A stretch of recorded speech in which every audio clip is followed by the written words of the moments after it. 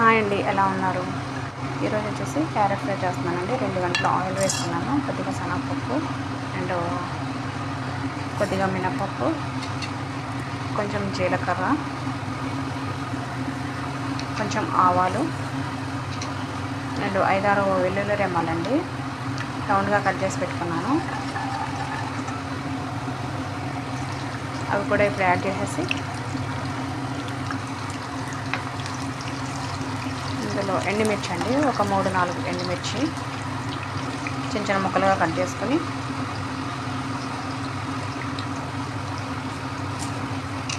ఎండుమిర్చి అండ్ కరివేపాకు అండి. కరివేపాకు మాకు అప్పుడప్పుడు పచ్చిది దొరకదు, సో నేను ఒకసారిగా తీసుకొచ్చి ఇలా ట్రై చేసేసుకొని బాటిల్లో పెట్టుకుంటాను. అవి వేసాను. కొద్దిగా ఎండిపోయిన కరివేపాకు అండ్ ఉల్లిపాయలు, ఒక ఉల్లిపాయ అండి, ఒక పెద్ద సైజు ఉల్లిపాయ అండ్ 4 పచ్చిమిరపకాయలు అడ్డంగా చీరేసానండి. చీరేసిన పచ్చిమిరపకాయలు వేసి కొద్దిగా బ్రౌన్ కలర్లో రానిచ్చి ఇప్పుడు ఒక 4 క్యారెట్లు అండి తీసుకొని శుభ్రంగా కడిగి దానిపైన ఉన్న తొక్క తీసేసి ఇట్లా కోరుకొని ఇట్లా తురిమేసి అందులో వేసుకోవాలండి.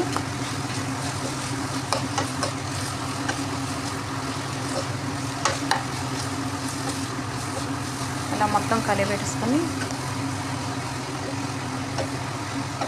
తర్వాత ఒక 10 నిమిషాల వరకు అట్లా మగ్గనివ్వాలండి.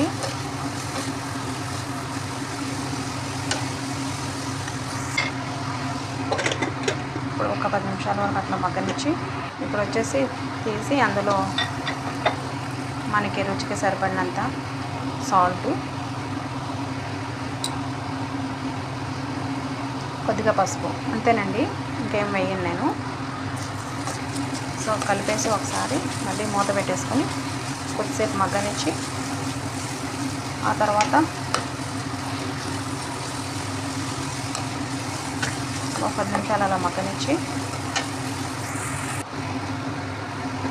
నాకు స్పైసీ కోసం అవి చిల్లీ ఫ్లేక్స్ వేసుకోవడం ఇష్టం అండి. మీకు కారం కావాలంటే మీరు వేసుకోవచ్చు. నేను కారం వేసుకోను ఎట్లాంటి ఫ్రైస్లోను.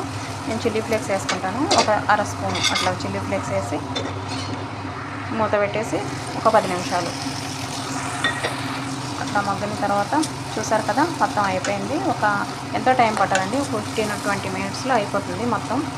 చాలా టేస్టీగా ఉంది, హెల్దీ క్యారెట్ ఫ్రై రెడీ.